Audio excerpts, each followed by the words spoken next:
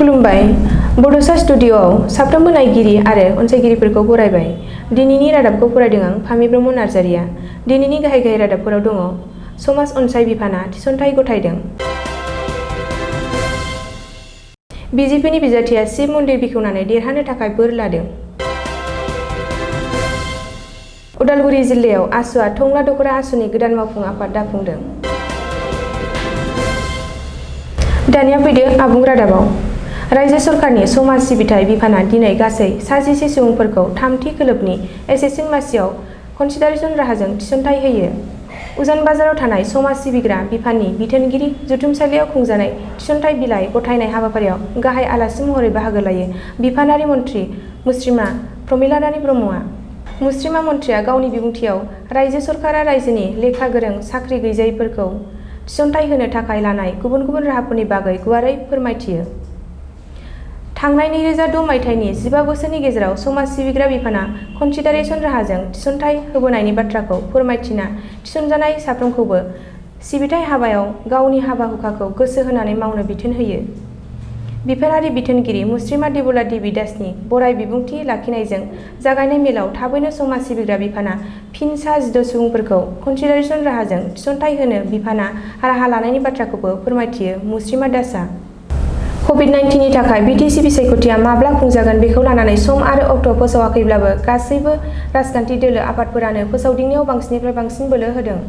बेनि गेजेरावनो बिटिसिनि 12 नं सालाकाथि बियाबनि बिजेपिनि फसंजानाय बिजाथि कबिता बसुमतारिया दिनै गंसे सिब्रमखौ बेखेवनानै होयो। सालाकाथि बियाबनि सिङावनो थानाय जरिगावनि बाथासिपारायाव थानाय शिब मन्दिरनि लांगोना मोखाङाव थांनाय 1 दाननि सिगांनो फसंजानाय गंसे शिबलिंगखौ दिनै बिथाङा बेखेवनानै होयो। शिबलिंगखौ बेखेवनानै होनायजों लोगोसे कबिता बसुमतारिया फैगौ बिटिसि बिसायख'थियाव देरहासारनो थाखाय आशीर्बादबो लायो। हिन्दु धोरोम आसारखान्थिजों शंख आरो घन्टा दामनानै मन्दिरखौ जौगाखांहोनायनि बाथ्रा होयो कबिता बसुमतारिया। अदेबानि बिथांजों लोगोसे नुजाथिफानाय सिबियारिफोराबो कबिता बसुमतारिनि देरहानांगौनि थाखाय आरज गाबो। मिरु आरो रायजोआवबो बिजेपि सरकार थानायलाय बिटिसिआवबो बे खेबाव बिजेपि दोलोआनो सरकार दागोन होननानै मख'ना गाहाय थाखोनि साफ्रोमबो मावथिफोरानो जर होयोब्ला गावनि देरहासारनाया रोखा होननानै दाबि होयो कबिता बसुमतारिया।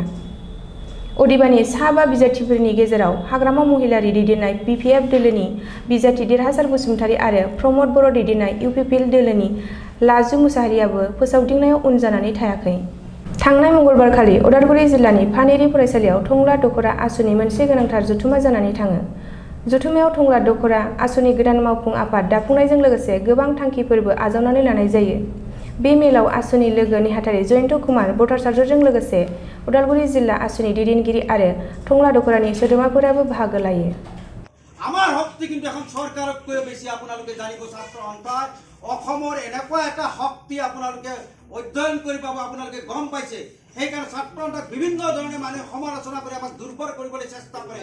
বিভিন্ন এজেণ্ট লগাই দিছে, বিভিন্ন আৰ্টিফিচিয়েল বিষয়াক লগাই দিছে। ধাৰাবাহিকভাৱে সদৌখন আৰু সততাৰে পালন কৰিম বুলি প্ৰতিজ্ঞাবদ্ধ